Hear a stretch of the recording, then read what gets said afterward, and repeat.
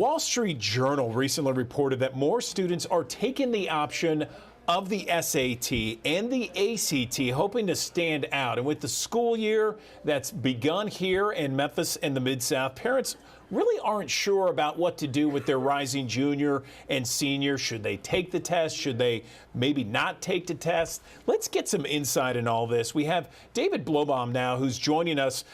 He leads the National Test Prep Association's Advisory Committee or Advocacy Committee. David, good morning. How are you? Good morning. Doing great. How are you doing? Doing well. What's the National Test Prep Association's Advocacy Committee? Yeah, so we're a membership organization that advocates for the appropriate use of test scores and admissions. So we just want to ensure that we don't lose all of the benefit that we've gotten from test scores over the years, because every large-scale study that's ever been conducted on the SAT and ACT has shown that the SAT and ACT help predict success in college. So it's good for students and for colleges. Interesting. Okay, that makes sense. Why did it go optional, and why have most of these schools have this test optional option there? Can I say option more? Yeah, good question. So once COVID hit, schools closed, so testing ceased. So schools had to go test optional, but they stayed test optional because they're businesses and they saw the incredible benefit to themselves, not necessarily to students necessarily, from going test optional. So Colgate, for instance, they saw their application numbers rise by 103% when they went test optional, and all colleges want more applicants, honestly, so they can just deny more applicants. They're going to accept the same number, so they want more people to apply, and they will accept the same number and just deny more, which gives the illusion of more selectivity for those schools. So what happens if you have a son or daughter who takes the exam, they don't do well, they want to take it again, maybe they do a little bit better, but relatively speaking, it's not all that great. Do they submit those test scores to show that they've taken it, or do they maybe keep them away from the prospective college that they're interested in? Then that's the ambiguity in the question that all students and their parents are trying to answer. So generally speaking, what a student should do is look up the school's middle 50% of scores. So let's say their middle 50% of scores are 28 to 32. If a student is below the bottom, so at the 25th percentile, so below a 28, probably don't submit scores, because schools don't want to bring down their average SAT and ACT score of admitted students. They still care about those scores. So it's going to hurt you to not submit scores, but it'll hurt you more to submit a lower score. So yes, you can submit. Your chances are not as good, but better would be to just keep practicing the tests, keep learning the grammar and math that you need, and your scores will absolutely increase if you work at it. I have a daughter who's a sophomore in college. I got a son who's a senior in high school. So we've gone through all this process before. But for some people that are watching right now, I'm sure they're wondering, okay, my kid's getting to that point. What exactly does the SAT and the ACT test on? And what are the differences between those two tests? Yeah, great question. So the primary differences between the SAT and ACT are the ACT, it's more straightforward, but it rushes you a little bit more. The SAT, especially on the verbal section, it's more abstract, but you get more time per question.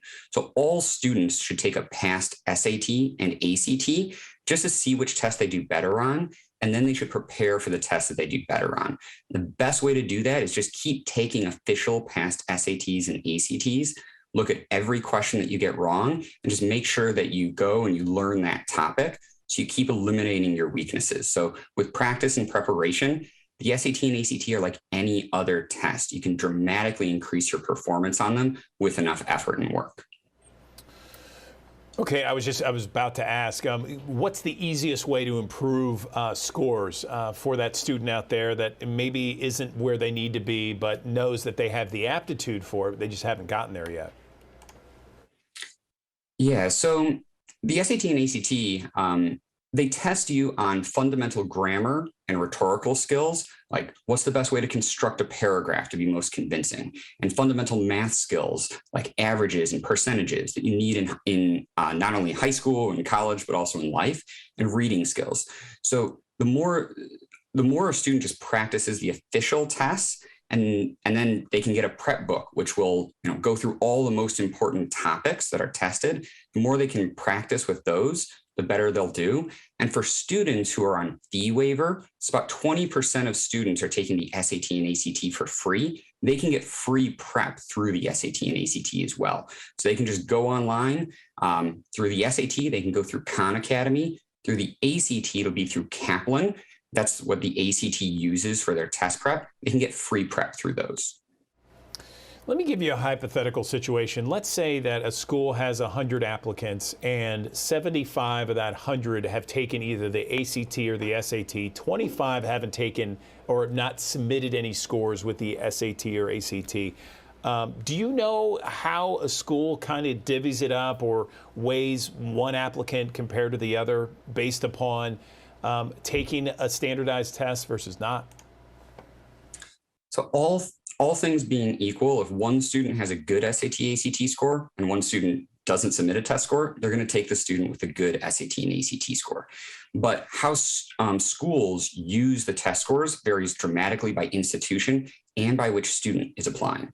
So the more selective the college, the more they want to see SAT, ACT scores. So Harvard says right on their admissions website online that SAT and ACT scores are better predictors of grades at Harvard than a student's high school grades are. So they literally care the most about SAT and ACT scores for admissions.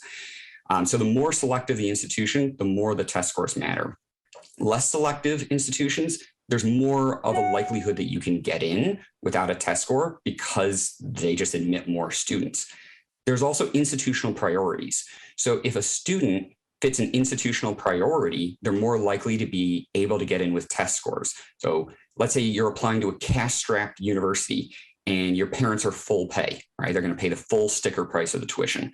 Well, the institutional priority is the college wants money and the family has money. So we see actually two different peaks of students who use test optional admissions, primarily the wealthiest students, primarily the least wealthy students. So it's all about an institution's needs and their selectivity.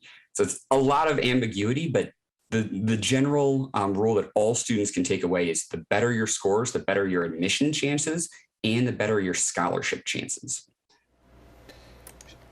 What happens if you have comparable test scores in both? Should you submit both SAT and ACT, or does a school weigh an ACT more than an SAT, for example? Good question. So colleges don't really care about the score. What the score is really about is your percentile. So let's say a student hits a 1370 on the SAT, that puts them in the top 7%. That's the same as a 30 on the ACT, top 7%. So colleges don't care if it's a 1370 or on the SAT or 30 on the ACT. They just care as students in the top 7%.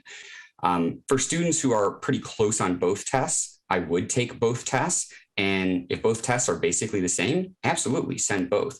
But for most students, they're going to find that they end up doing better on just one test. So I'd keep taking that test and submit it. And students can pick and choose which tests they want to send to colleges. So they can take the SAT and ACT as many times as they want and just submit their best scores. They can even delete ACT scores that they don't even want on their record anymore. It's been fascinating talking to you about the breakdown here, David. Anything else we can touch on before we let you go? The tests are very intimidating for both students and families, but there's everything that is tested on these exams, either a student did learn in high school and forgot, or should have learned in high school. So they really can dramatically increase their scores. Even just reading a lot will dramatically help their scores. So students can do well, and I hope they work hard to do so.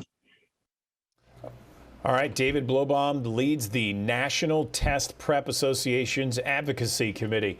David, I appreciate your time. Thanks for the insight. Appreciate it. Thank you.